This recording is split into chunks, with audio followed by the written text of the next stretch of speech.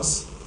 And the good thing is that Africa has a serious, growing, youthful population, which is actually hoping and being hopeful, knowing that there is hope in the future.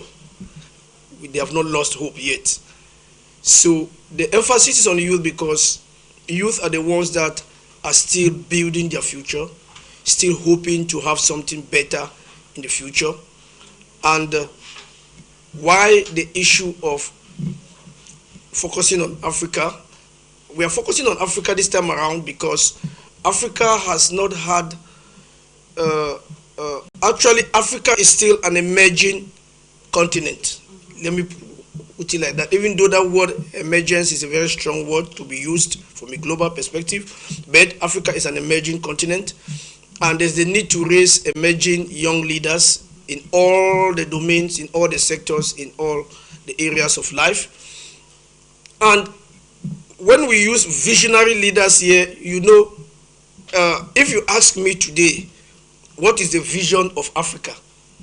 There are so many papers that have been put in place, Vision 2063, and so on, and many on in play, but it seems as if things are not working.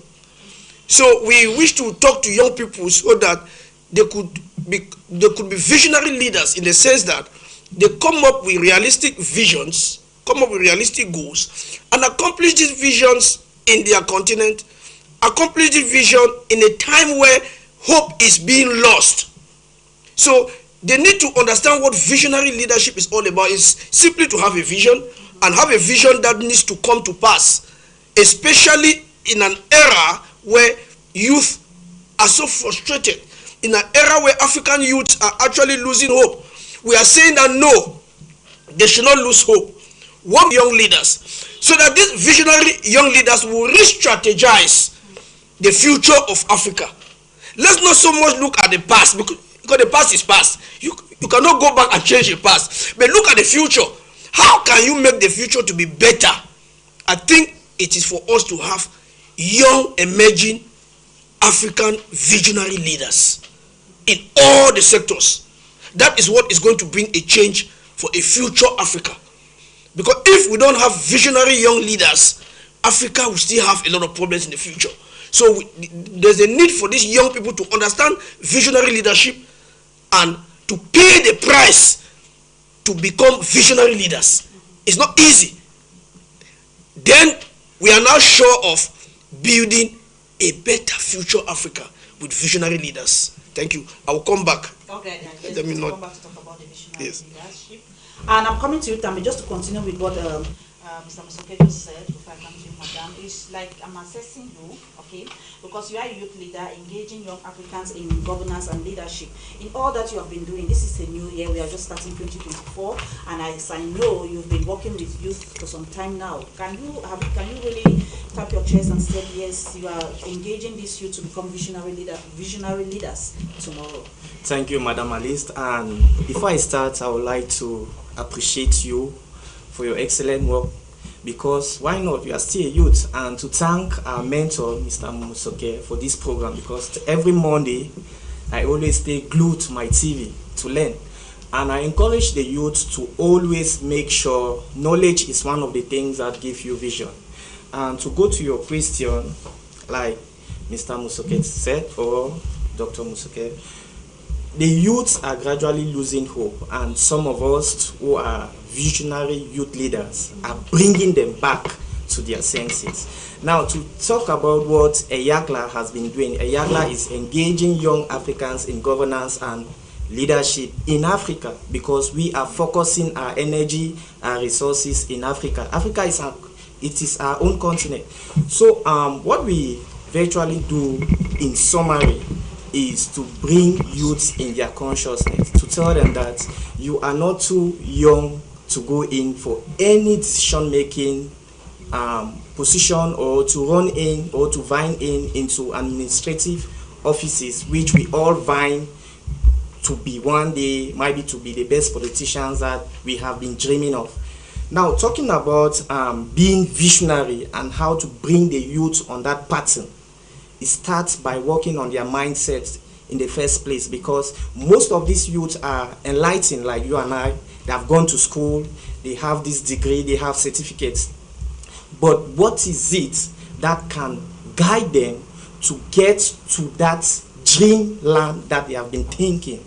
Is what we are here to tell them. Is what we have been doing to tell them that, hey, see, maybe you have studied women and gender, maybe you have studied geography, maybe you have studied history, but how can you tailor it so that that future that you are aiming, you can get to that future? It's a whole difficult and complex situation, especially in Africa, that we have, I don't want to call our syllabuses perverse, because I have a pedagogue here with me, but I can say our syllabuses are not helping, because you can tell yourself that we have been doing one and the same thing over and over, and nothing seems like nothing is changing.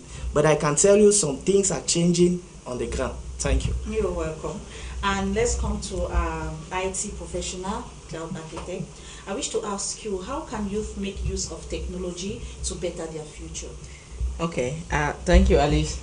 Before I go there are a few things I want to, just some statistics so that we understand what we are dealing with. Africa has the highest youth population in the whole world, with sub-Saharan Africa having 70% of the population less than 30 years old. That means 70% of the population of sub-Saharan Africa are less than 30 years old. That is to tell you that 70% are in the youthful age, the productive age, where they are supposed to be equipped. I'm adding this to add my voice to the fact that such programs and youth empowerment it should be a daily occurrence in our societies. If we don't empower this 70% of people, then we should never complain when the West keep launching all kinds of lottery to get them out of Africa. And if they don't develop Africa, the whole circle will continue. They will keep going and going and going. But we need to change, and thank God programs like this are enlightening a lot of youths and giving them empowerment so that they can do a few things for their communities and stay here. Back to the question, how can youths make use of technology to prepare for the future, to build their future? I would want to divide the youth into the different categories. There are those who are in secondary school, some are in high school, university, some are done with school, some are dropouts. They are all youths and they are relevant.